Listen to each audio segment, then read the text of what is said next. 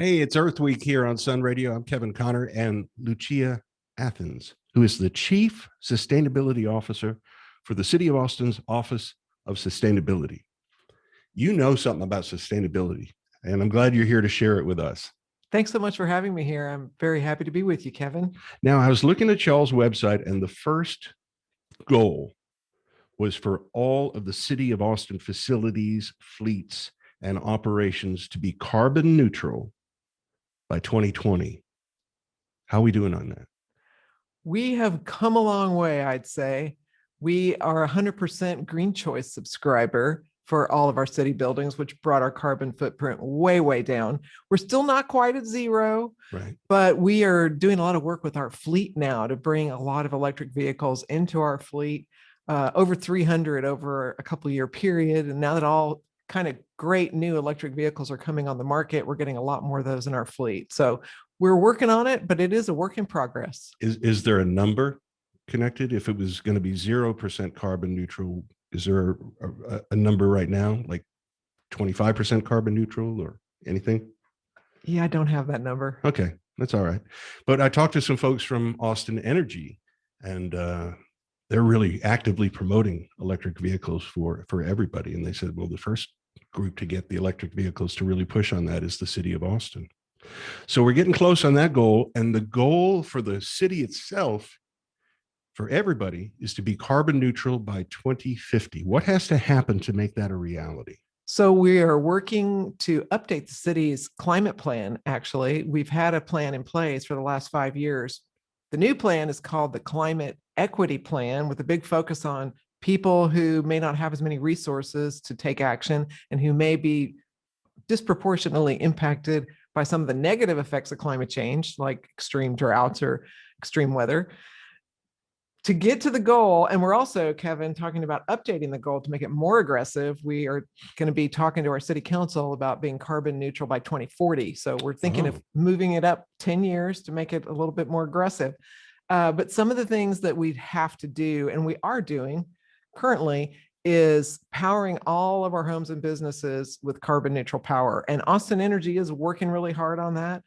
Their goal is to be 100% carbon neutral by 2035. So that means, everything you're receiving from the electric utility is already going to be carbon neutral, but there's more you can do. You can add rooftop solar to your home or your office. You can subscribe to the city's Green Choice program or weatherize. We did the first one, and the third one, we've got the solar panels, and it works great. It's amazing when you see the energy bill in the summertime. It's really fun also to see your little dashboard to see how it's performing on any given day. And there's also a dashboard from Austin Energy where you can see how, as a whole, the electric utility is performing.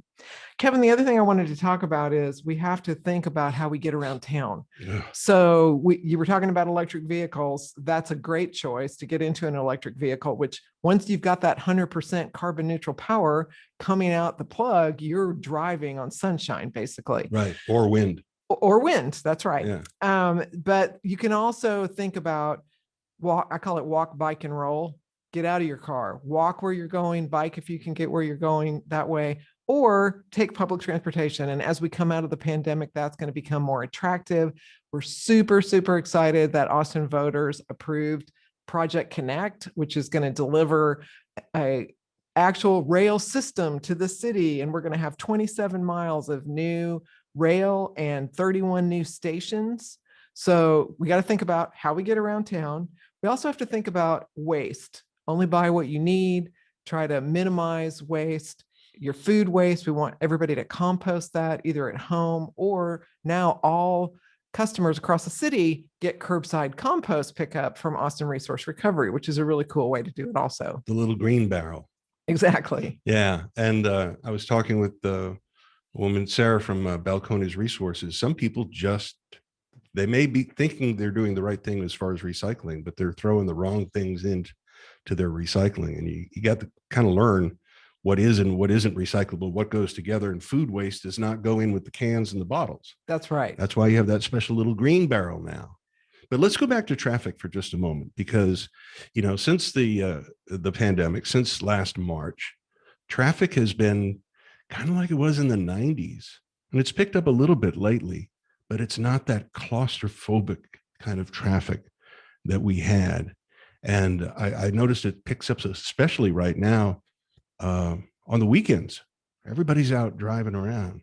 How do you convince people to leave that car in the garage, unless it's an electric vehicle, and to encourage public transportation? Because we are a car-oriented society here in Texas. You're from Texas, you know this. I am from Texas. I've also lived up in the Pacific Northwest, Kevin, and it's not quite as car focused there. So over time, people's attitudes can change about these things. One of the things I like to tell people is that you'll be healthier and happier if you get out from behind the wheel of your vehicle. So biking is such a great thing for your health as well as walking. And even if you're taking public transportation, you're probably going to walk more just, to get to that stop. What do they call it? First mile, last mile? First and last mile. We want to make those connections so it's easy for you to get to the Right. public transportation. So it's great for your health. I've talked to so many people that have biked a lot more since the pandemic began, and you get to know your neighborhood in a different way. You see so many things. You can see the flowers along the way and the birds and little details about your neighborhood you might miss. And then the other thing I want to say about public transportation, I'm kind of a poster child, my husband and I, for public transportation because we met on the bus. Oh, wow. So you meet people you might not meet otherwise if you take public transportation, and that's good for everybody. I don't know if you remember this old song by the Hollies, Bus Stop. I don't. Gonna have to check that out. The Hollies, Bus Stop. You're gonna love it. Okay. Well, maybe you can play it for me later. Yeah, I'll play it on Saturday. But that's really interesting. What bus? Well, we actually met in Seattle when I lived there. Okay. We met on the number 27 bus. So 27 is our lucky number, to say the least. There you go. Very cool. And as you said, Project Connect has been passed by the voters.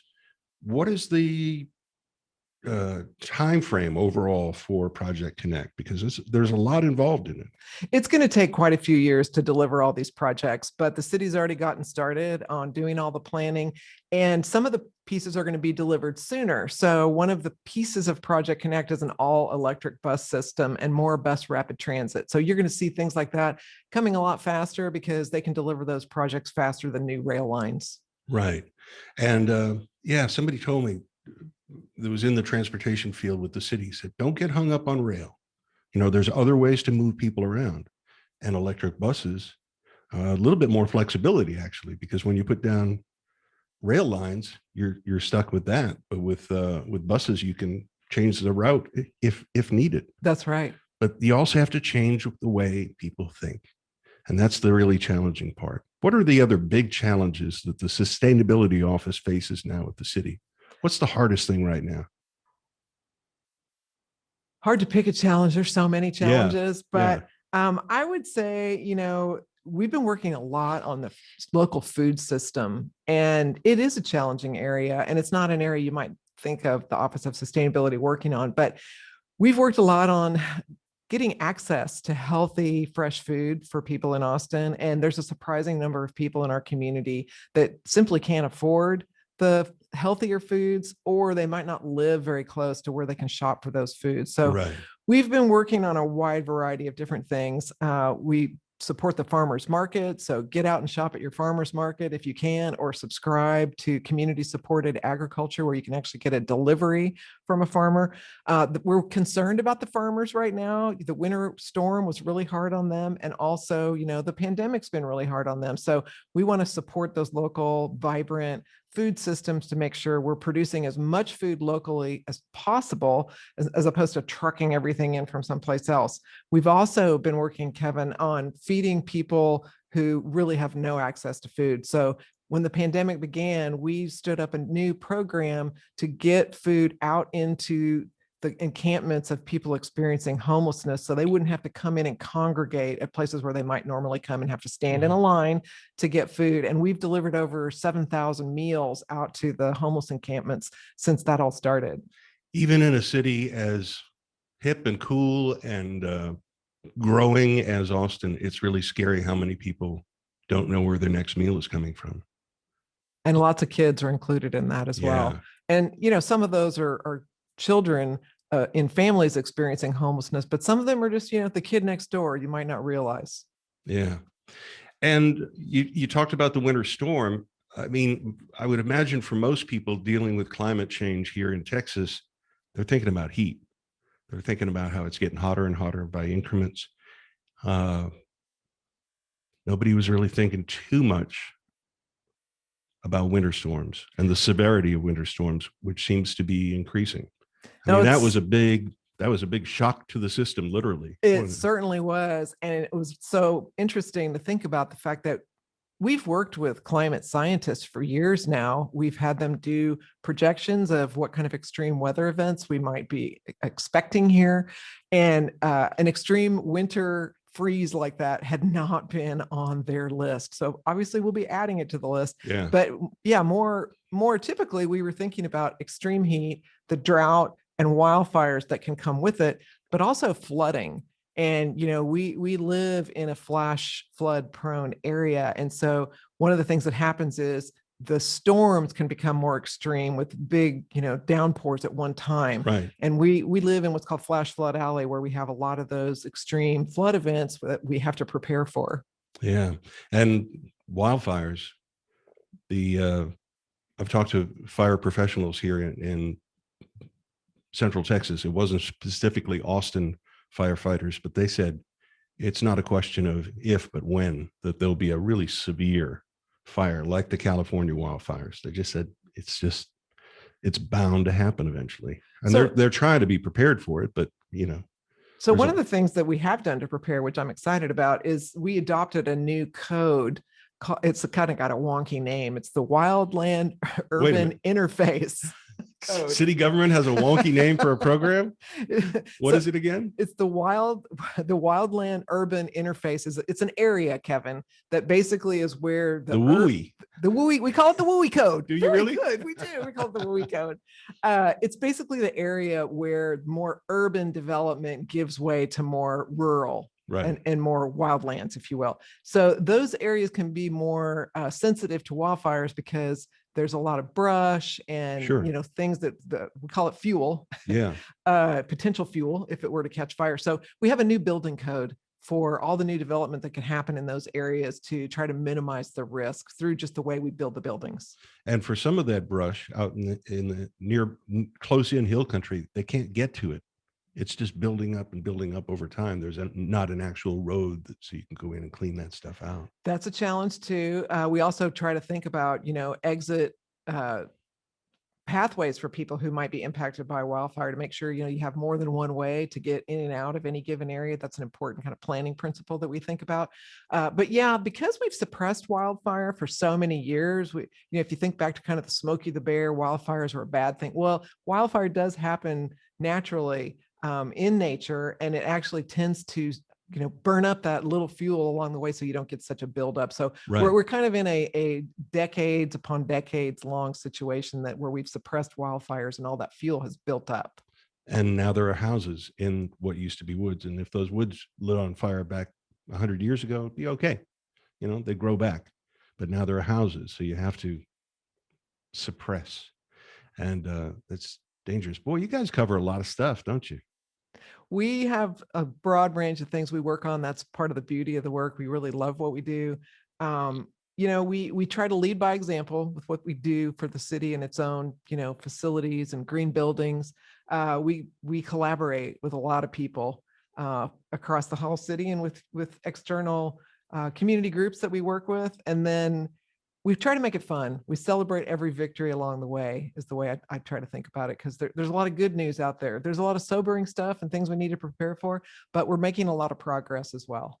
Do you work with the other communities beyond the city limits, the different cities and different counties, organizations? Because, we could be totally green and totally sustainable in Austin, but if you cross the city limits or cross the county line and people aren't adopting the same practices and standards, right, it's going to be a problem. And climate change doesn't stop at any geographic boundary, right? It's not like I can reduce my carbon footprint and the climate's magically not going to change anymore, right? So there are bubble over me. Are there any regional approaches at all in working together with the other communities? Yes, absolutely. It kind of depends on the specific area.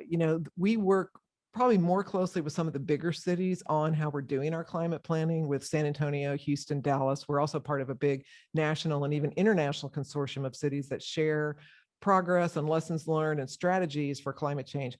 But more locally, one of the things we've gotten involved in recently is what's called dark skies, working to keep light pollution from happening, from unneeded light escaping out into the night sky.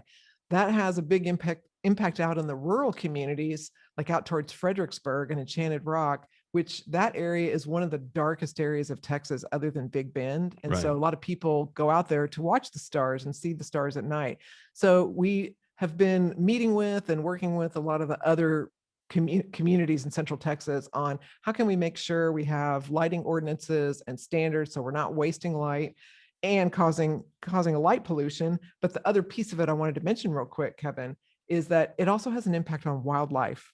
And the night sky glow can disorient a lot of the nocturnal creatures like Hmm. birds, bats, and moths that are out at night. And many of them are right now migrating through Austin and Central Texas. So we got a thing called Lights Out for the birds. And we're asking people to turn off their indoor and outdoor lighting that's non-essential after 11 p.m. Yeah. throughout the night to help those migrating birds that are moving through to avoid colliding with our homes and buildings. Interesting. It's dangerous for the birds. You keep the lights on out in the yard all night. Interesting. And nationwide, we have to make a better effort. I was just reading, I think it was actually on your website. We have 5% of the population of the world in the United States, 30% of the greenhouse gas emissions. So as a country, as a nation, we need to do more. And you work with, what is it called? C40 cities? C40, that's the global organization. It was started out with the 40 largest cities in the world. We're obviously not one of those, so we're an allied city. We're on our way. Slow down, would you?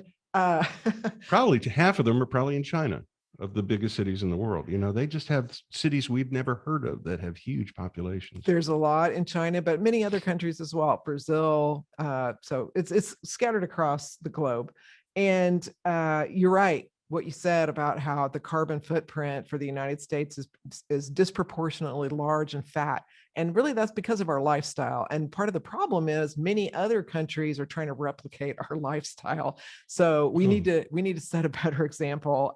You don't need more stuff to be happy. Yeah, got too much stuff. That's why we have all these storage buildings going up. There's a big boom on storage buildings because everybody's got too much stuff. All right. So, on this week, Earth Day, a lot of us pay a little bit more attention to do this. You guys live it every day, all year round. Somebody just says, well, I hadn't really thought about that. What are like the essential basic things for somebody who's just kind of woken up in an environmental stupor and they want to do something? What's the first thing you would recommend? Well, one of the things I would recommend, back to what we were saying about how much stuff we own, don't buy so much stuff. Yeah. And the stuff you do have, if it breaks, can you repair it instead of just throwing it in the trash? And then we do live in a disposable culture. We do. And I'm always trying to think about that when I'm going to buy something new. If I really need it, is it something that's a quality product that's built to last? But also, maybe I don't have to buy it. Maybe my neighbor has it and I can just borrow that tool or that thing that I needed. And so, well, Frank's kind of tired of that, actually. My neighbor. Because I did this method on my own. It wasn't really about sustainability. It was more like laziness. And I go down to Frank's house, 2 doors down, and say, hey, do you have one of these things? But he always did. He always did. But Kevin, especially since the pandemic started, there's some silver linings, I hope. Yeah. But more people are sharing with their neighbors. They're putting out notices for things that they can either give away or borrow. The Facebook buy nothing groups have just gone crazy. Yeah. So there is a lot more of just that mentality of what we can do with our neighbors and help one another. Another thing I wanted to mention, though, we were talking about food a minute ago. Eat more plants. Which is tougher because a lot of the green leafy plants in Texas got killed in the storm. They really did. But there's a lot of new stuff coming on, I and know. you can also plant your own garden. Mine's just now coming in. Some cucumbers are starting to produce, some lettuce and herbs and things like that. So you can also, grow your own food. Yeah. But like I was saying before, shop at the farmer's market or the community supported agriculture. One of the big names out there in healthy food talks about, if you do go to the grocery store, shop the perimeter of the store. Yeah. That's where all the healthy, fresh stuff is. Yeah. The stuff that's bad for you is in the middle of the store. So shop the perimeter. I've heard that before, and it makes good sense too. And bring your own bag. Plastic has been on my mind. We've been doing a lot of stuff about plastic, and it's just, when you realize that the planet is basically choking on plastic, and then you go to I went to a legendary barbecue place just after writing this piece that we're going to air this week about plastic, and it's the plastic fork, knife, and spoon combo wrapped in plastic, and they're not going to worry about. They don't even think about, There's a lot that can be done there. I'm glad you brought that up because, yeah, bring your own bag, minimize packaging when you buy things. Think about how much packaging it's coming Yeah. with. There's a ton of that plastic packaging that is not needed. Especially the electronics where you can't get it open. The plastic is so Oh yeah, thick. those clamshell packs. Yeah. Oh man. But then the last thing I wanted to mention, since you were talking about a business, that business could be using compostable utensils, so that at the end of your meal, all that stuff could actually be composted. It's made out of plant-based materials. And we have a program for anybody that's listening in from a business.